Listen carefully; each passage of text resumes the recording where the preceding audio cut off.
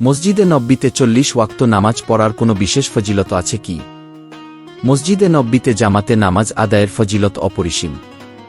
হাদিসে এসেছে, এখানে এক ওয়াক্ত নামাজ অন্য যে কোনো সাধারণ মসজিদের 1000 নামাজের সমান। কাজেই এখানে জামাতে অংশ নেওয়া নুরুন আলা নূর, আলোর উপর আলো। হজের সফরে হাজিদের একটি অংশ মদিনা মুনাওয়ারা গিয়ে মসজিদে নব্বীতে নামাজ আদায় করেন এবং রাসূল সাল্লাল্লাহু আলাইহি ওয়াসাল্লামের রওজা মুবারকে সালাম পেশ করার সৌভাগ্য অর্জন করেন।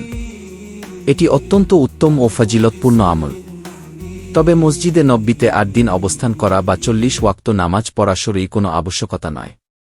অর্থাৎ শরীয়তের দৃষ্টিতে নির্দিষ্ট করে 8 দিন অবস্থান করার নির্দেশনা নেই।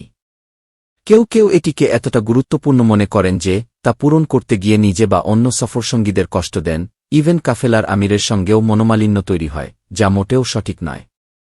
এ প্রসঙ্গে একটি হাদিস মুসনাদে আহমদ 3155 ও তাবারানীতে 544 বর্ণিত হয়েছে, যাতে বলা হয়, যে ব্যক্তি মসজিদে নব্বীতে ধারাবাহিকভাবে 40 ওয়াক্ত নামাজ আদায় করবে, সে জাহান্নামের আযাব ও নিফাক থেকে মুক্তি পাবে।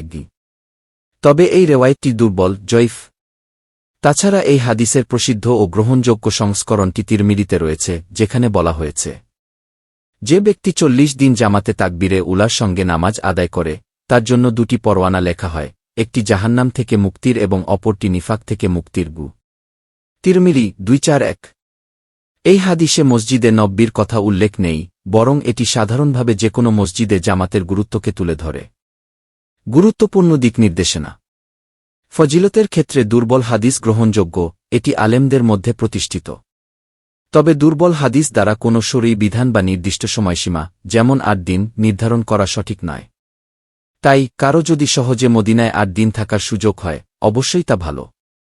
কিন্তু এটিকে আবশ্যক বা বাধ্যতামূলক মনে করে কষ্ট বা মনোমালিন্য সৃষ্টি করা অনুচিত।